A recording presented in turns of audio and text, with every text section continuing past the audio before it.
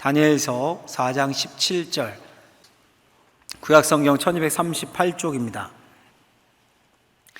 합독하겠습니다.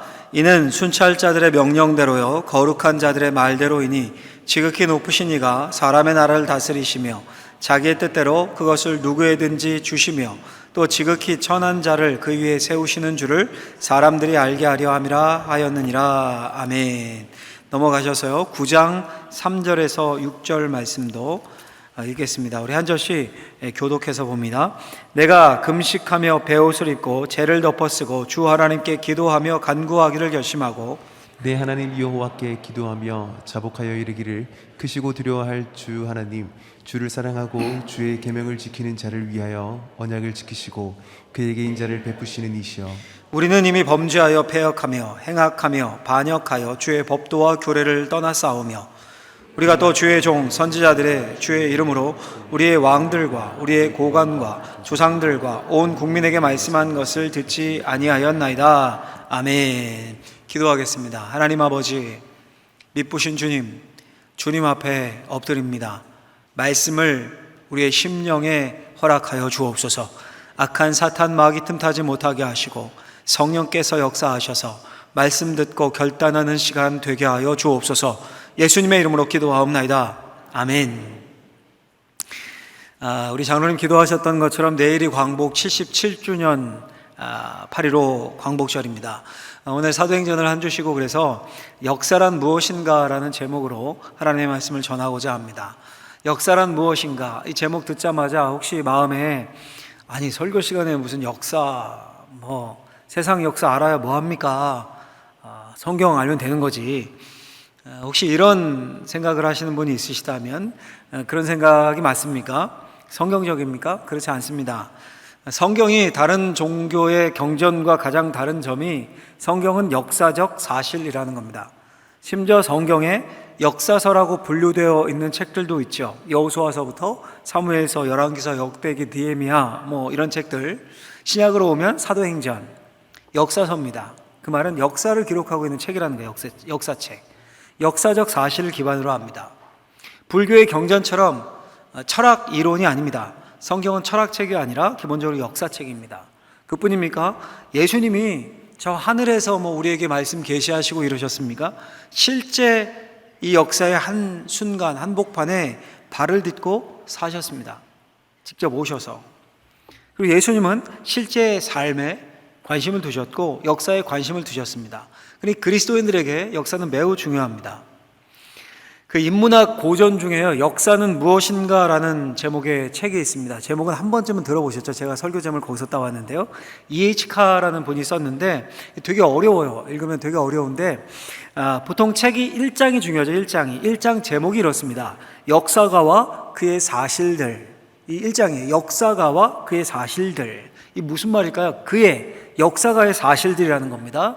여러 사건들, 무슨 사고들, 사실들, 역사적 자료들이 쫙 있을 거 아닙니까? 그 중에서 그 사실들 중에 역사가가 선택한다는 거예요. 그래서 그의 사실들. 그러니 모든 역사책은 기록한 그 역사과의 사관, 역사에 대한 관점이 들어있는 겁니다. 만약에 8.15 광복을 역사가가 중시한다, 굉장히. 그럼 책을 쓰는데 광복절만 그냥 막 쫙 할애를 하는 거 몇 장을, 나머지는 좀 줄이고, 그럴 수 있겠죠. 반면에 5.18 민주화 운동을 중시한다. 그럼 그것만 막 주구장창 강조하는 겁니다. 그럴 수 있겠죠. 그리고 그런 책을 가지고 배우면, 가르치면 역사를 그 사관이 형성이 되는 거겠죠. 역사 중요합니까? 안 중요합니까? 중요한 겁니다. 역사란 무엇인가? 이게 정말 중요한 겁니다. 왜냐하면 해석에 달린 거니까, 해석에. 역사 교육이 우리 다음 세대의 정신을 만들어내는 겁니다. 정신을. 특별히 우리는 그리스도인 아닙니까? 성경이 역사책이라면 성경이 말하는 역사관, 사관을 가져야 되는 거예요. 하나님의 말씀과 동시에 진공 상태에서 주어진 게 아니라 역사를 통해 실제 일어났던, 하나님이 개입하셨던 것을 담고 있는 게 성경이니까요. 그 성경적 사관 아래서 이 세상 돌아가는 것을 보고 판단하고 분별하고, 심지어 이 세상 역사 기술들도 판단하고, 또 우리 자녀들을 교육해야 되는 겁니다.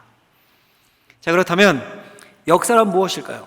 과연 성경이 역사에 대해서 어떻게 이야기를 할까요? 제가 한 줄로 정리를 해봤습니다. 꼭 마음에 새기시길 바랍니다. 같이 한번 읽어보겠습니다. 첫 번째 읽습니다. 하나님이 역사의 주인이시고 자기의 뜻대로 모든 것을 다스리신다. 하나님이 역사의 주인이시고, 이 중요한, 제가 따옴표 쳐놨죠. 모든 것을 자기의 뜻대로 다스리신다. 제가 그냥 스스로 생각해서 정리한 게 아니라 오늘 본문에 나오는 말씀입니다. 그대로 제가 따왔습니다. 우리 다니엘서 4장 17절 말씀, 처음에 읽었던 본문을 다시 한번 읽어볼까요? 같이 읽겠습니다. 이는 순찰 자들의 명령대로요 거룩한 자들의 말대로이니 지극히 높으신 이가 사람의 나라를 다스리시며 자기의 뜻대로 그것을 누구에게든지 주시며 또 지극히 천한 자를 그 위에 세우시는 줄을 사람들이 알게 하려 하심이라. 아멘. 이 짧은 한 구절에 성경의 역사관이 들어있습니다. 함축되어 있습니다. 뭐라고 얘기합니까? 지극히 높으신 이가 사람의 나라를 다스리시며.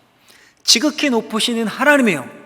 근데 하나님이 저 천상계, 우주 막 천사의 세계, 막 신비한 세계, 그것만 다스리는 게 아니라 사람의 나라를 다스리시며 역사를 주관하신다는 거예요.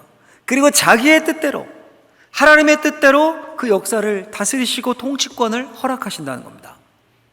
여러분, 이 말이 지금 누가 누구에게 한 말일까요?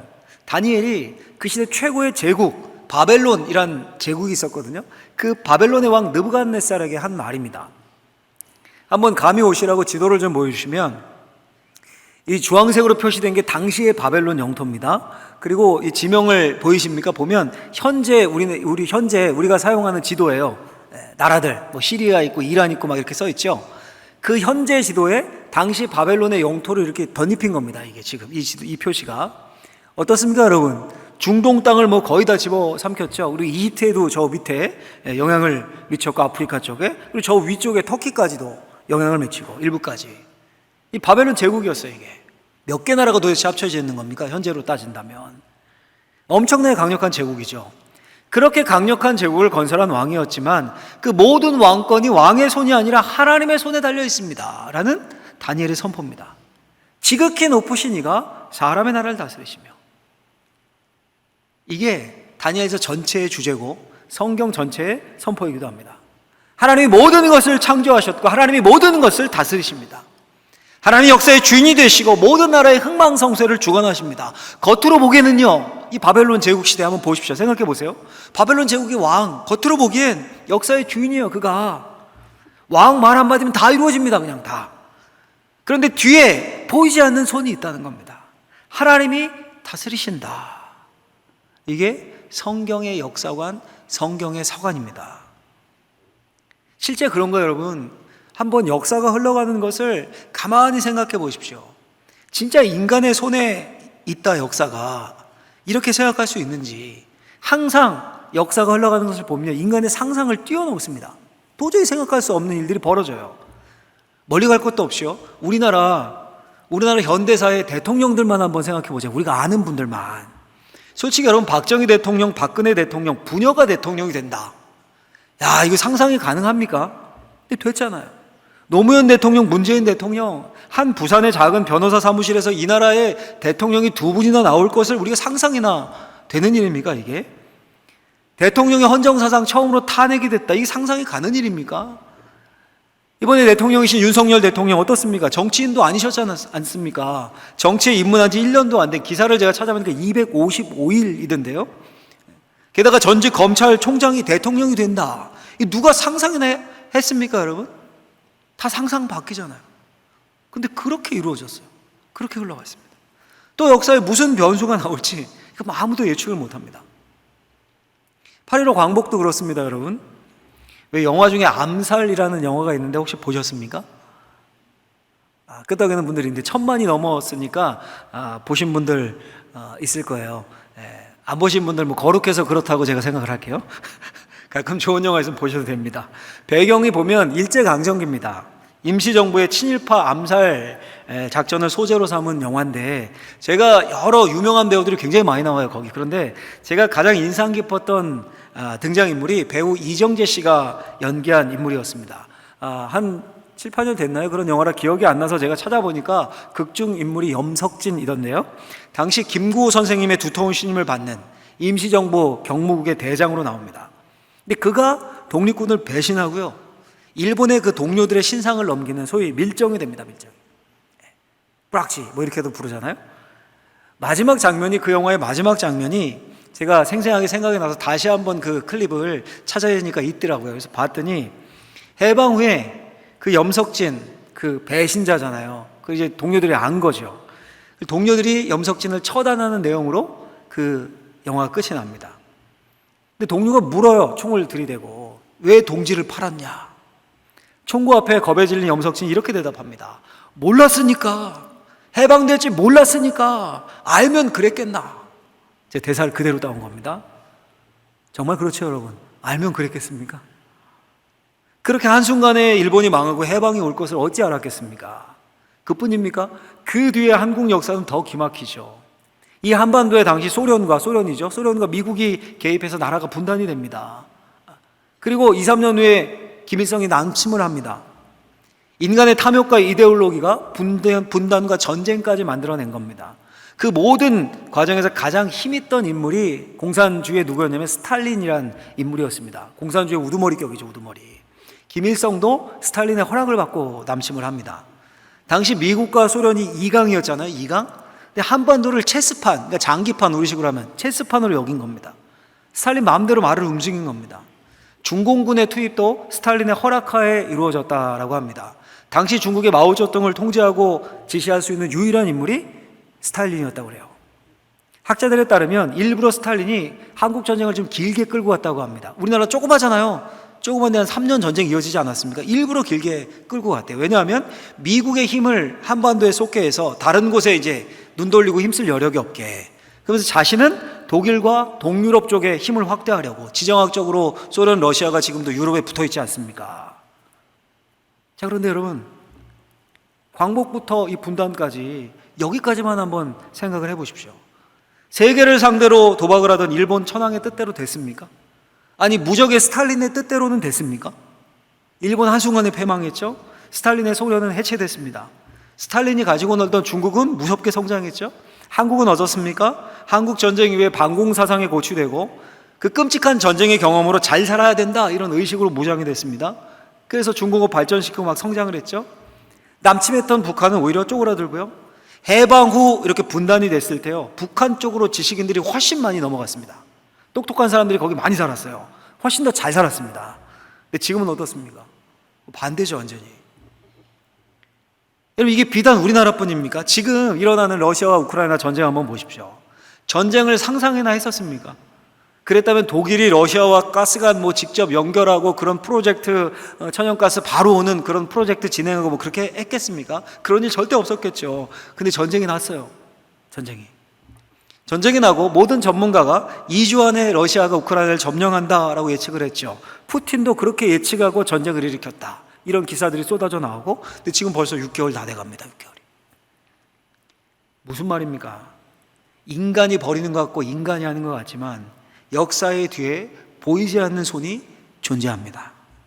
역사를 움직이고 인간이 결정하는 것 같지만 인간의 탐욕 때문에 사고를 치고 사탄이 그걸 이용하지만 하나하나 뜯어보면 인간이 자기의 뜻대로 통제할 수 있는 것이 아닙니다.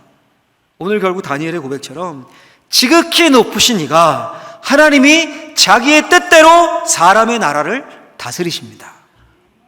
하나님이 모든 걸 다스리시는 거예요. 여러분, 우리 개개인도 마찬가지입니다. 개인사. 세상에서는 스스로 운명을 개척하라라고 말합니다. 열심히 노력하면 성공할 수 있다, 하면 된다, 할 수 있다.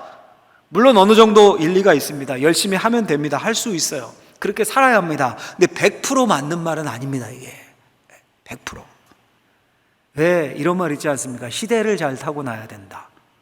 우리 이 말이 어쩌면 우리네 인생을 더 잘 표현해 주는 말 같습니다. 예를 들어서요, 지금의 그 스타들 있잖아요. 인류 연예인들 막 광고 한 편에 몇 억씩 이렇게 벌고 이런 분들, 스타들 50년 전, 100년 전에 태어났어도 지금 같은 스타가 되고 돈을 그렇게 벌었을까요? 아마 공부 못한다고 딴 따라한다고 막 구박만 받았을 겁니다. 지금 우리 코로나 3년째인데 많은 자영업자 가게 문을 닫았습니다. 심지어 아주 잘 나가던 유명 레스토랑들도 예외가 아니었습니다. 그럼 그분들이 열심히 살지 않아서 문 닫은 겁니까? 아니죠. 근데 분명히 열심히 살고 노력하고 매 순간 최선을 다해 합니다. 할 수 있고 하면 돼요. 좋은 말이에요. 그렇게 살아야 합니다. 그런데 더 분명하게 기억할 사실은 우리 노력과 수고 이상의 무언가가 우리의 삶에 작동을 한다는 겁니다. 제가 늘 강조하고 말씀드리지만 때론 그것이 훨씬 더 큽니다. 분명 우리의 삶의 배후에 보이지 않는 손이 있습니다. 그 손이 뭡니까? 하나님의 손길이에요. 궁극적으로 우리의 인생을 이끌어 가시는 분은 하나님이십니다. 이 사실을 기억해야 합니다. 창세기에 보면요, 요셉이라는 인물이 나옵니다. 얼마나 스펙타클한 삶을 살았는지 모릅니다. 요즘으로 하면 금수저로 태어났어요. 금수저로. 부자인 아버지의 아들로. 그 아들들 중에서 아버지가 또 가장 총애했습니다. 좋은 거 다 요셉에게만 주고. 근데 형들의 시기로 노예로 팔려갑니다. 순식간에 바닥으로 떨어진 겁니다. 나락으로 떨어졌어요. 바닥으로. 그때 요셉의 나이가 17살이었습니다. 바닥이 전부인 줄 알았는데 지하실이 있었습니다. 노예로 일하다가 강간범이라는 억울한 누명 쓰고 감옥 갑니다. 지하실로 간 거죠. 나락으로. 그게 1, 2년이 아니라 10수년 세월이었습니다. 17세에 노예로 팔려가서 30살이 넘을 때까지. 그러다가 나중에 왕의 눈에 띕니다. 왕의 꿈을 해몽해주고 일약 스타가 됩니다. 왕의 총애를 받고 높은 고위직에 오릅니다. 그 나라 전체 살림을 맡는, 요즘식으로 하면 경제부총리쯤 되려나요?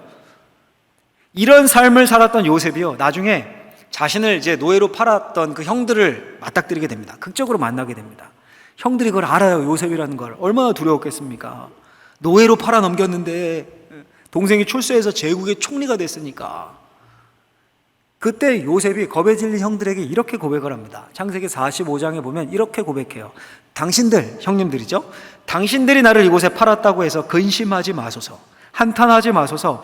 하나님이 생명을 구원하시려고 나를 당신들보다 먼저 보내셨나이다. 나를 이리로 보낸 이는 당신들이 아니요 하나님이시라. 여러분, 요셉이 뭘 인정하고 있는 겁니까? 하나님의 다스림이에요. 자기의 인생사, 개인사, 가족사에 하나님이 개입하셨다는 겁니다. 절대 요셉의 노력과 요셉의 성실한 마음으로 요셉의 인생을 설명할 수가 없습니다. 우리가 분명히 기억해야 합니다. 하나님이 역사의 주인 되십니다. 우리의 개인사, 우리의 가정도 하나님이 다스리시고 주인 되십니다. 우리가 여러분, 우리의 삶의 주인이 내가 내 삶의 주인이다, 내가 할 수 있다 이러면서 하나님을 인정하지 않으면 그 삶은 불행한 삶이 될 수밖에 없습니다. 여러분, 왜 다니엘이 바벨론의 왕에게 지금 지극히 높으신 이가 사람의 나라를 다스리시며 자기의 뜻대로 그 왕권을 주신다 이런 경고를 하고 있을까요? 바벨론의 왕이 하나님을 인정하지 않고 교만했기 때문입니다. 그 위에 누가 있어요? 그냥 교만하기 딱 좋잖아요. 결국 그 왕은 나락으로 떨어집니다. 폐위되고 미쳐서 막 짐승처럼 살아요. 미쳐버려요. 우리 역시 마찬가지입니다. 하나님이 역사의 주인 되실 뿐 아니라 우리 삶의 주인이 되십니다. 이것이 역사란 무엇인가에 대한 성경의 해답이고 그리스도인들이 가져야 할 역사의 기본인식입니다. 기본인식. 그 토대. 하나님이 천지를 창조하셨습니다. 하나님이 우리를 만드셨습니다. 그리고 하나님이 우리를 다스리십니다. 이 성경의 역사관, 사관을 마음에 깊이 새길 수 있는, 그리고 이 사관으로 세상을 보는 거예요. 세상의 역사책을 판별하는 겁니다. 우리의 다음 세대들을 가르치는 겁니다. 그럴 수 있는 저와 우리 사랑하는 성도님들 되시기를 예수님의 이름으로 간절히 축원합니다. 축원합니다. 자, 지금까지 성경의 사관, 역사관을 생각해 본 겁니다. 그리스도인들이 기본적으로 어떤 역사 인식을 가져야 하나. 하나님이 역사의 주인이시다.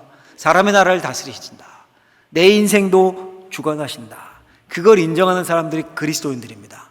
그럼 이제 우리에게 하나 더 남은 게 있습니다. 뭔가 하면, 그럼 그걸 안다면 우리가 어떻게 살아야 하는가? 그 역사인식을 가지고 어떻게 살아야 되는 건가 도대체? 두 번째 제가 정리해 봤습니다. 같이 한번 읽어보겠습니다. 하나님의 말씀과 역사를 배워서 매일 거룩한 결단을 하며 살아야 한다. 하나님의 말씀 한쪽에, 또 역사가 하나님이 다스리는 현장이니까 그 역사를 배워서 매일 거룩한 결단을 하며 살아야 합니다. 여러분, 예수님을 믿는다는 것의 의미는 항상 예수님 편에 서겠습니다 라는 결단을 하는 겁니다. 성경이 줄기차게 말하는 바가 하나님 편인지 예수님 편인지 세상 편인지를 선택하라는 겁니다. 결단하라는 겁니다. 성경을 두 구절만 한번 같이 읽어볼까요? 먼저 여호수아서 24장 말씀, 24장 15절 말씀 같이 한번 읽겠습니다. 너희가 섬길 자를 오늘 택하라. 오직 나와 내 집은 여호와를 섬기겠노라. 열왕기상 18장 21절도 있습니다. 엘리야가 모든 백성에게 가까이 나아가 이르되 너희가 어느 때까지 둘 사이에서 머뭇머뭇하려느냐. 여호와가 만일 하나님이면 그를 따르고 바알이 만일 하나님이면 그를 따를지니라. 아멘. 앞에 말씀은 여호수아의 선포입니다. 너희가 섬길 자를 택해라. 하나님이냐 세상이냐 나는 여호와를 택하겠다. 두 번째는 엘리야의 선포입니다. 언제까지 너희들 그렇게 갈짓자를 그리면서 왔다 갔다 하고 있겠느냐. 확실히 결단해라. 하나님이냐 바알이냐.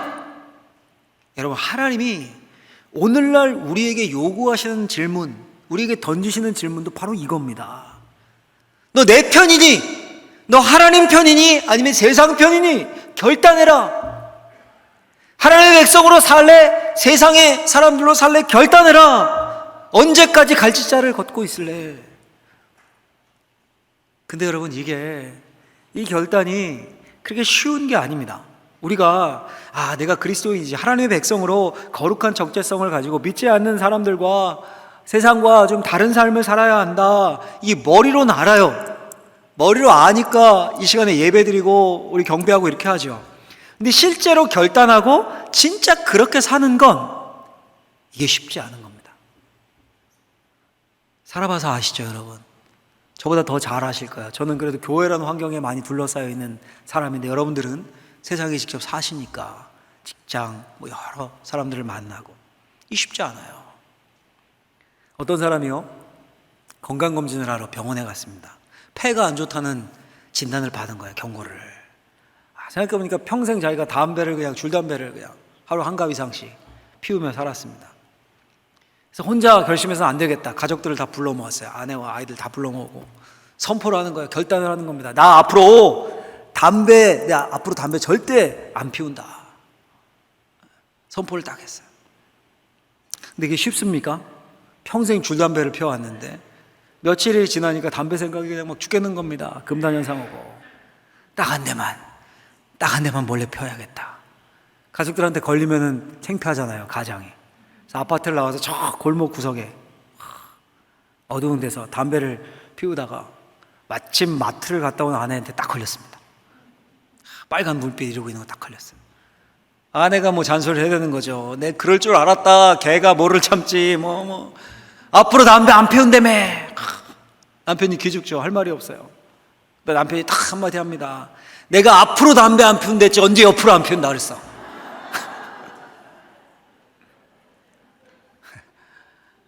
여러분, 담배 하나 끊는 결단도 이거 쉽습니까?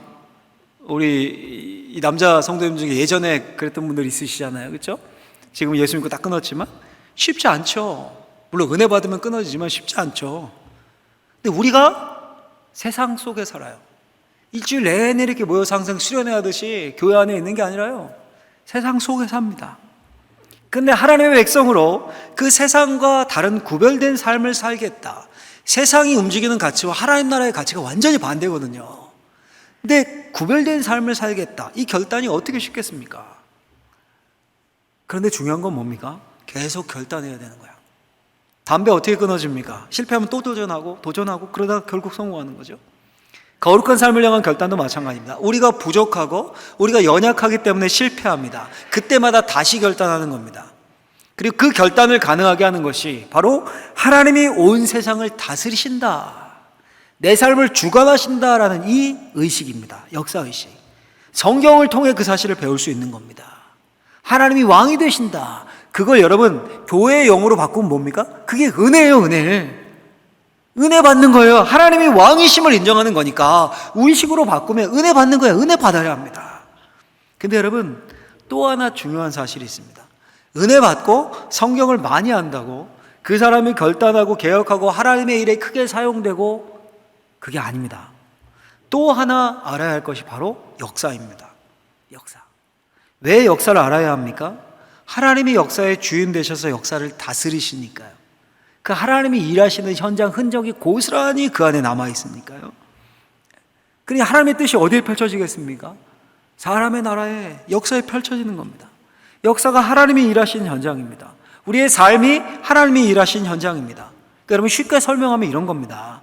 하나님의 말씀을 통해 우리가 볼관이죠. 눈을 갖게 되는 거예요. 눈을. 사관이라고 할 때 역사를 보는 눈 아닙니까?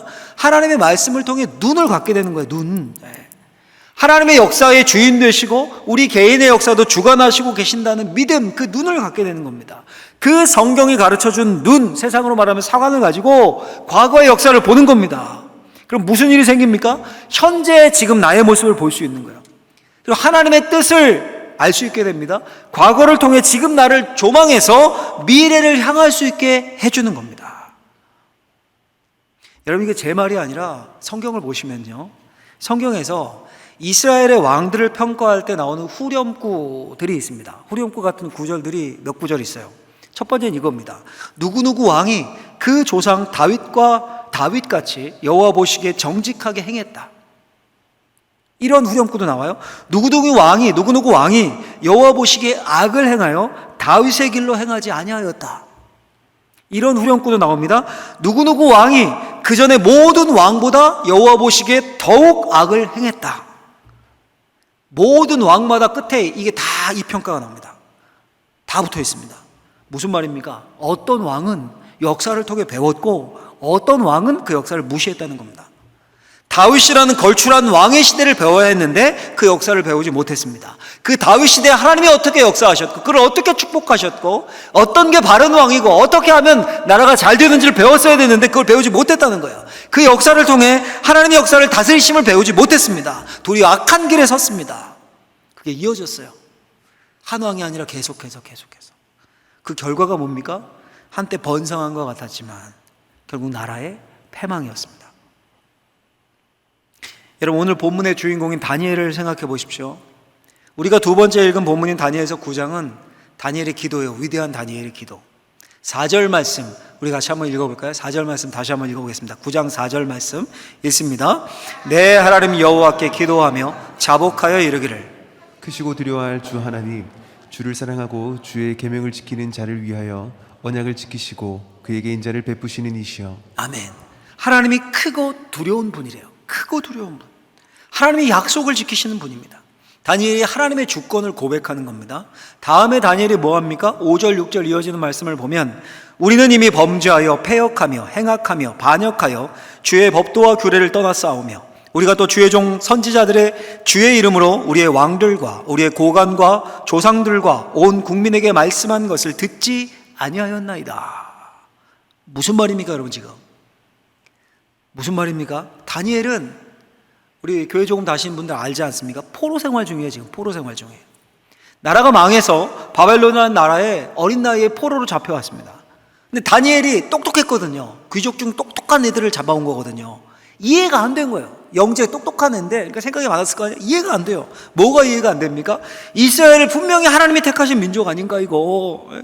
나 어릴 때부터 그렇게 배웠는데 어떻게 하나님의 백성이 망할 수 있는가? 어떻게 하나님이 거하시는 처소인 그 거룩한 예루살렘 성전 시온이 이방 바벨론 백성들에 의해서 막 짓밟히고 막 약탈당하고 어떻게 그럴 수 있는가? 그 역사를 알 수가 없었어요. 해석이 안 되는 거예요, 해석이. 그런데 다니엘이 포로 생활 중에 제국의 왕이 폐위가 되고 제국의 왕이 바뀌는 사건을 경험합니다. 심지어 제국이 바뀌는 것을 다니엘이 생전에 경험을 해요. 바벨론에서 페르시아로. 바벨론이 그 강대했던 아까 그 제국이 무너지고 페르시아가 다시 세워지거든요. 제국이 바뀌는 것을 직접 경험합니다. 아, 인간의 뜻대로 안 되는구나. 사람이 하는 것이 아니구나. 그리고 그 모든 역사의 주인이 하나님이심을 인식합니다. 그리고 그 눈으로 자신의 나라의 패망을 본 거예요. 그리고 깨달은 겁니다. 우리가 범죄하였고 패역했구나. 반역했구나. 매일 성전 앞에서 예배드린다고 했지만 거룩하다 외쳤지만 실상 우리의 삶은 하나님의 말씀을 떠났구나. 9장에 여러분, 우리 아까 읽은 5절부터 범죄하여 패역하며 행악하며 반역하여 죄를 범하였다 패역하다 이 말이 10번도 더 나옵니다. 철저하게 죄를 깨달은 거예요. 그리고 간절히 하나님께 구한 겁니다. 거룩한 삶을 위한 결단을 하고 뜻을 여호와께 정하여 다르게 삽니다. 이게 다니엘의 삶이었고 다니엘의 모습입니다. 다니엘뿐 아니라 에스라, 느헤미야, 포로 이후 모든 성경의 인물들이 동일했습니다. 여러분, 오늘 설교가 너무 거창한 것 같이, 나한테 굉장히 멀리 있는 것 같이 막 그렇게 느껴지십니까?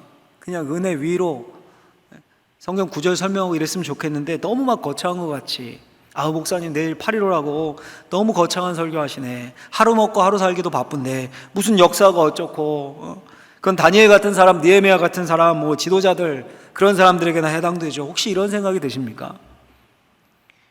여러분 아시다시피 우리 교회 그 2대 교역자가 손양원 목사님이십니다. 제가 몇 번 말씀드린 것 같은데, 제 목양실 전면에 보면 제가 이렇게 설교 준비하기 위해 책상에 앉으면 바로 벽 한 면이 역대 교역자들 사진으로 쫙 채워져 있습니다. 제가 이제 처음 와서 손양원 목사님을 보고 깜짝 놀랐죠. 그리고 처음 한 게 뭐였냐면 손양원 목사님에 관한 책을 검색해서 구입하는 거였습니다. 구입했어요. 근데 좋은 책을 발견했어요. 거의 제가 왔을 때 그때 바로 이제 그 전 한 6개월 전에 나온 책이었는데, 제목이 산돌 손양원 목사 자료 선집이란 책입니다. 뭐 간증집 소설 이런 게 아니라 한국 기독교 역사 연구소라는 곳에서 펴낸 책인데요. 가장 공신력 있는 기관이거든요. 기독교 역사 연구에 있어서는.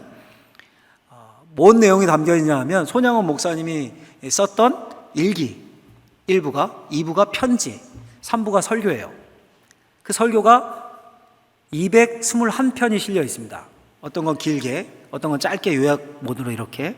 근데 그 설교를 쭉 제가 봤어요. 쭉 보면 나라와 민족, 역사 이런 설교를 종종 하셨어요. 제목만 제가 몇 개를 소개해드리면, 조선 민족의 근본 정신을 부활시키자, 충녕묵도와 국기 경배의 문제, 한국에 미친 화벌의 원인, 해방 선민의 종교 부흥.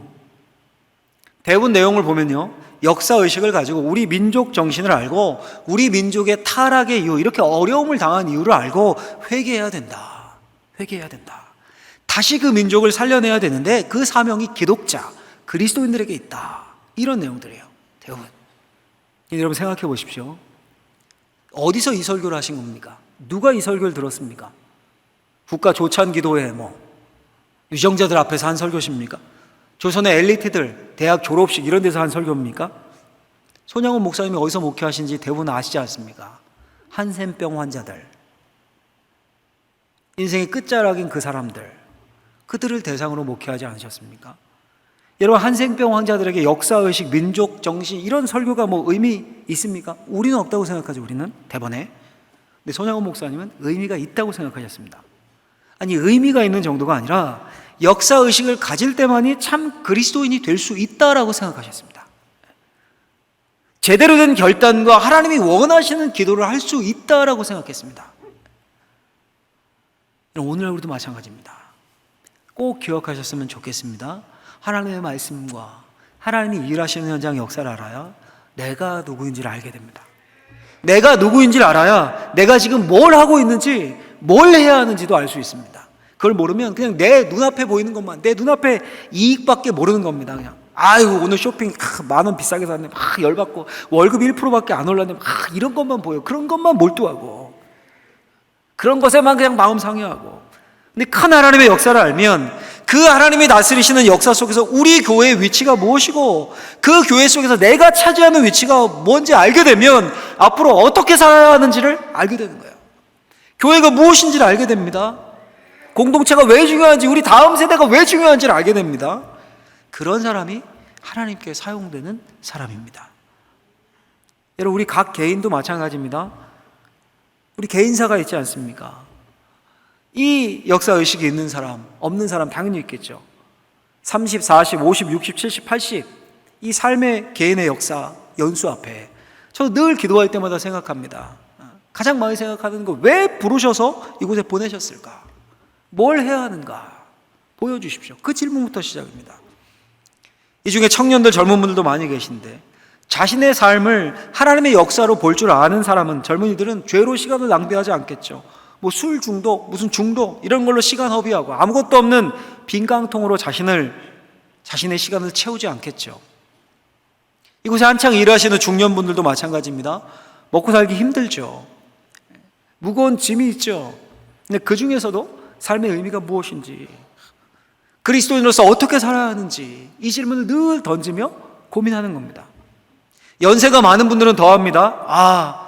하나님의 섭리가 이랬었구나, 이렇게 날 인도하셨구나, 이런 고백하는 분들이 많으신데, 그럼 뭘 준비하셔야 하겠습니까? 조금 있으면 하나님 뵐 준비를 해야 될 거 아닙니까? 그렇죠? 가는데 물론 순서 없다고 하지만 그래도 연세가 많이 드신 분은 조금 더 확률이 있는 거 아니에요? 더 빠를 수 있지 않습니까? 더 거룩하게 자신을 가꿔야 합니다. 거룩하게 자신을 가꾸는 게 뭡니까? 용서하지 못했던 사람들 용서하고 화해하고, 언제든지 하나님이 부르시면 후회 없이, 원망들을 사랑 없이 내가 깨끗하게 간다, 이런 준비를 하는 겁니다. 마음에 하나님의 사랑을 채우고, 이게 우리들의 결단들입니다. 하나님의 말씀과 역사를 배워서 거룩한 삶의 결단들을 매일 해가는 겁니다. 말씀을 정리하겠습니다. 그 하나님의 섭리 가운데 자신의 나라, 민족의 역사를 한 다니엘이 취한 행동이 뭐였습니까, 여러분? 3절 말씀, 다니엘서 9장 3절 말씀, 우리 같이 읽는 것으로 말씀을 맺겠습니다. 같이 읽겠습니다. 내가 금식하며 베옷을 입고 죄를 덮어쓰고 주 하나님께 기도하며 간구하기를 결심하며. 아멘. 여러분, 금식하며 베옷을 입고 죄를 쓰고 기도하기를 결심했어요. 기도했습니다.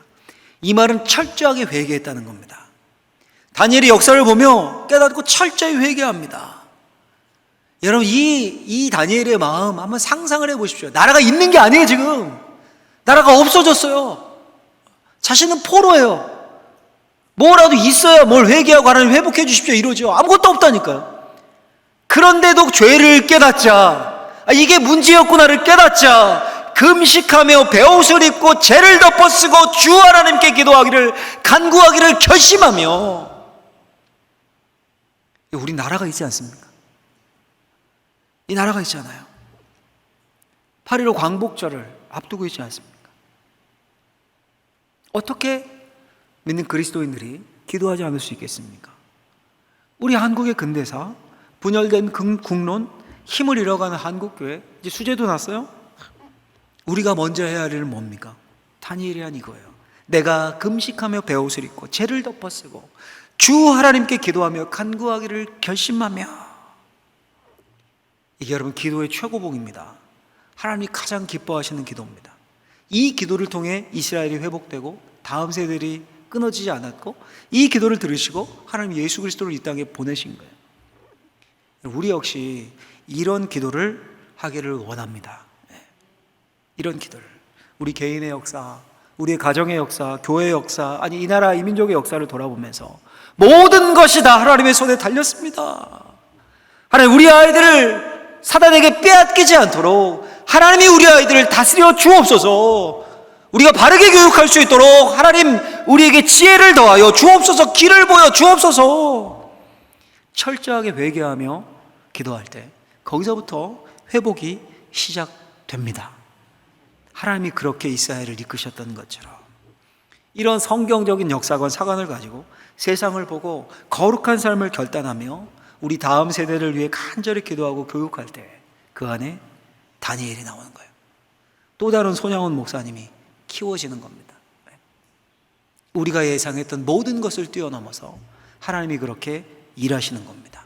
그런 놀라운 은혜가 저와 여러분들의 모든 가정 위에, 또 우리 교회에, 이 나라 이 민족에 있기를 예수님의 이름으로 간절히 축원합니다. 축원합니다. 기도하겠습니다. 하나님 아버지, 감사합니다. 우리를 부르셔서 하나님의 자녀 삼아 주시고 하나님이 모든 것을 다스리심을 깨닫고 하나님을 의지할 수 있는 마음 허락하심을 감사합니다. 매일매일 거룩한 삶의 결단으로 나아가게 하여 주옵소서.